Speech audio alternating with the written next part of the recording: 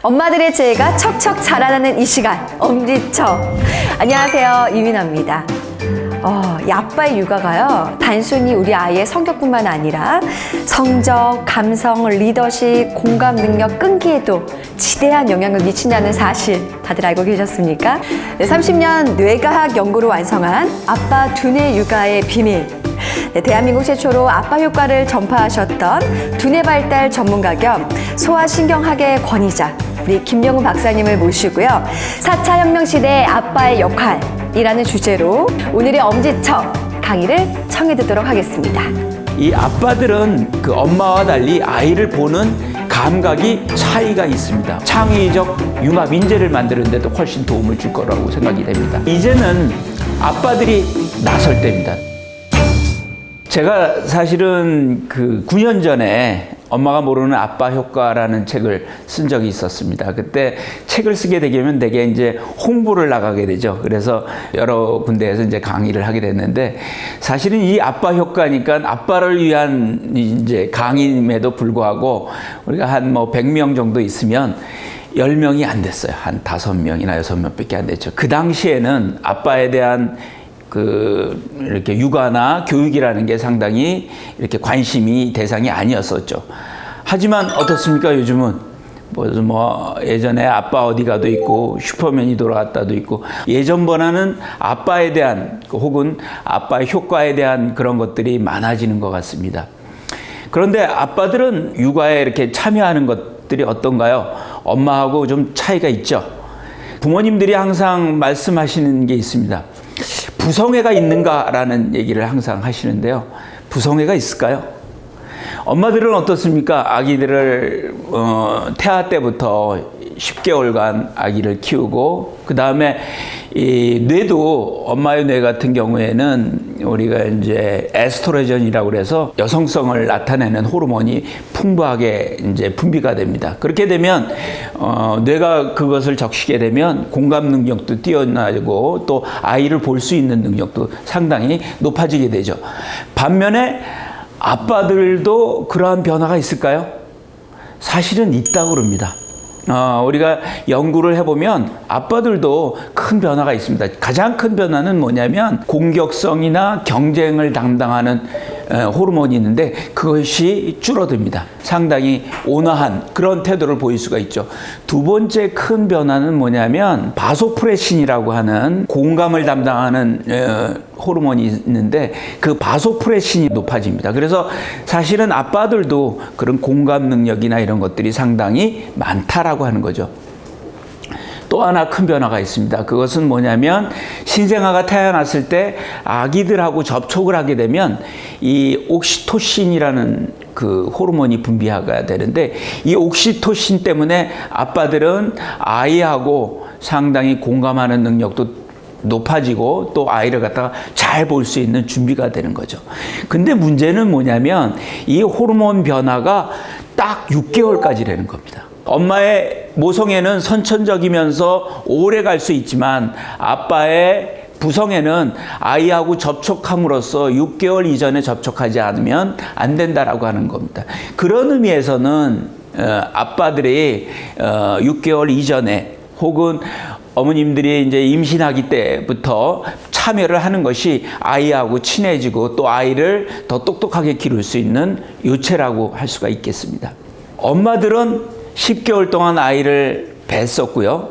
또 에스트로겐 때문에 육아에 자신감을 갖고 있어요. 반면에 아빠들의 육아는 어떻게 보면 선천적이라기보다는 접촉을 해야 되고 반복적으로 학습을 해야 되는데 서투를 수밖에 없죠, 당연히. 100일도 안 된 아이를 갖다가 목욕을 시키겠다고 그러면 미끄러져 떨어질까 봐 걱정을 하고요. 아이를 안으면 고개가 제쳐질까 봐 걱정을 해서 100일 이전에는 아빠를 접촉하지 못하게 하는 거죠. 선천적 혹은 후천적으로 올 수 있는 부성애가 만들어질 수가 없다라고 하는 거죠. 그런 의미에서는 엄마들이 일단은 일찍 아이하고 아빠하고 접촉하게 하는 것이 제일 중요하다는 겁니다. 그래서 가장 좋은 것은 아이하고 아빠하고 하룻밤 자게 하는 거예요. 요새 슈퍼맨이 돌아왔다 이런 데서 이제 그런 그 이벤트를 많이 하는데, 그런 식으로 해서 아이를 자다 보면 아빠로서의 능력을 발휘할 수 있다는 거죠. 이 아빠들은 그 엄마와 달리 아이를 보는 감각이 차이가 있습니다.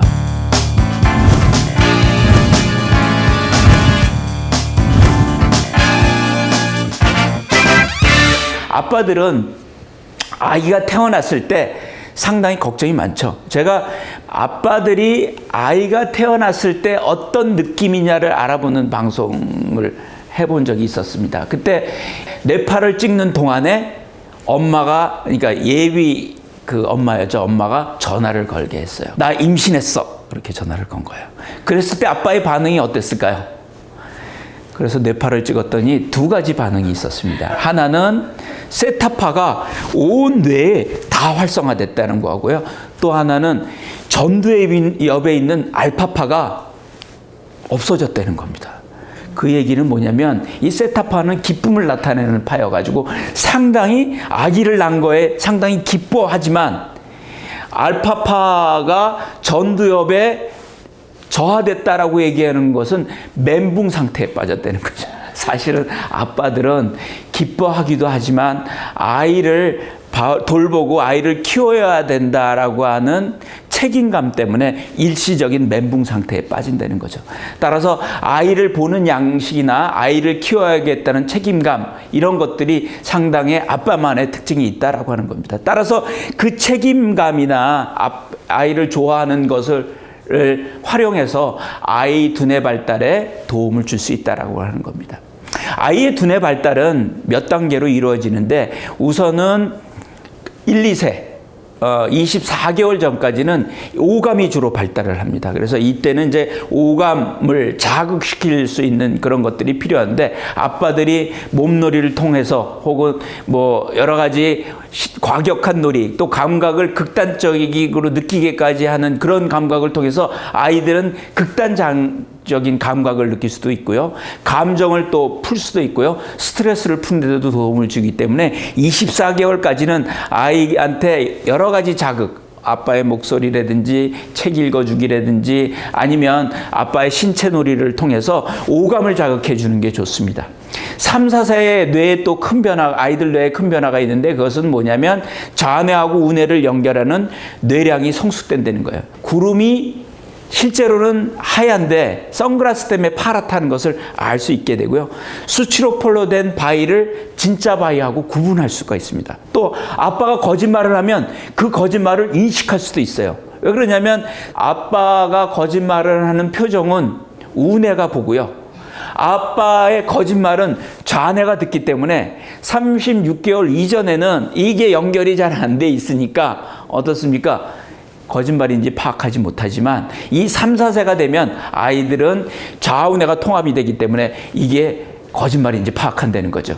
따라서 이 시기의 교육의 초점은 뭐냐면 체험을 해주는 게 상당히 되는 겁니다. 사실들을 보여주는 게 상당히 좋은데 그 역할을 할 때 아빠들이 큰 역할을 할 수 있다는 거죠. 특히 아빠들은 캠핑이나 뭐 혹은 자연에서의 어떤 돌발적인 일이 일어났을 때 그걸 문제 해결하는 능력이나 이런 것들이 뛰어나기 때문에 3, 4세 때는 아버지하고 같이 전체 체험을 하는데 초점을 맞추면 상당히 도움을 줄 수가 있습니다. 아이들이 이제 5, 6세가 되면 또 큰 변화가 있는데 그것은 전두엽이 활성화된다는 겁니다. 전두엽은 창의력과 문제 해결력을 뛰어나게 하는 그 요소를 갖고 있는데요. 이 전두엽을 키우려면 경험을 많이 해야 됩니다. 우리가 보통 그런 얘기를 하죠. 1000번을 흔들려야 어른이 된다는 얘기를 하는데 사실은 이건 경험에서 비롯되는 겁니다. 아이들이 혼자 걸으려면 몇 번 넘어지는 줄 아세요? 1000번에서 2000번 정도 넘어집니다. 근데 문제는 1000번 이하로 넘어지는 아이들 중에서는 걷는 애기가 하나도 없다는 거죠. 근데 우리 엄마들은 어떻습니까? 한 번도 넘어지지 않고 걷게 하기 위해서 보행기도 태우고 또 어떻습니까? 미리 연습도 시키는데 그게 아무 소용이 없다는 거죠. 미리 연습을 시키고 보행기를 미리 태우는 것은 결국은 요즘 문제가 되는 헬리콥터 맘이나 잔디깎기 맘이 되는 거나 마찬가지죠. 헬리콥터 맘은 어떻습니까? 일일이 간섭을 해서 아이 주도성을 떨어뜨리는 거고요. 잔디깎기 맘은 어떻습니까? 모든 풀을 다 제거하고 장애물을 제거해서 얘가 넘어질 기회를 안 준다는 거죠. 그러면 이 아이는 결국은 걷지를 못합니다.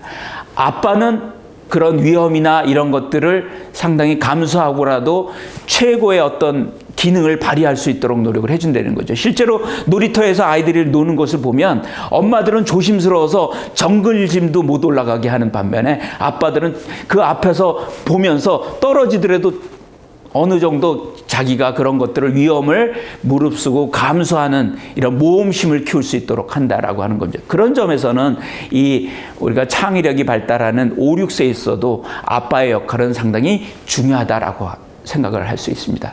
따라서 이제는 아빠들이 나설 때입니다. 특히 4차 산업혁명의 시대에는 우리가 학습하는 인공지능과 그 다음에 온갖 행동이나 이런 것들이 자유로운 로봇이 자기의 그 역할을 하는 시대이기 때문에 이때는 로봇이나 인공지능이 가지고 있지 않는 창의력이라든지 직관력이라든지 협업하는 능력이라든지 정보를 활용하는 능력 이런 것들이 키워져야 되는데 그런 거를 키우는 데 있어서는 아빠가 훨씬 더 많은 역할을 할 수 있고 결국은 21세기의 창의적 융합 인재를 만드는 데도 훨씬 도움을 줄 거라고 생각이 됩니다.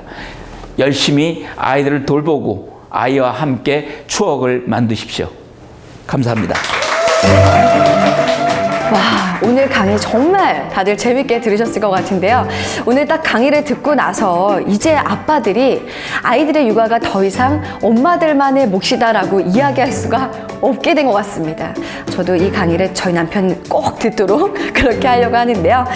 자, 이 엄마뿐만 아니라 정말 아빠가 할 수 있는 아빠 육아를 통해서요. 똑똑한 아이, 또 지혜로운 아이로 우리가 잘 키워야겠다라는 놀라운 지혜를 깨달을 수 있는 시간이었습니다. 네, 오늘 방송 재밌으셨다면요. 구독하기, 좋아요 꼭 눌러주시고요. 다음 강의도 함께 해주시기를 바라면서 여기서 이만 인사드리겠습니다. 엄마들의 지혜가 척척 자라나는 이 시간, 엄지척. 다음 주 이 시간에도 여러분 기대해주세요.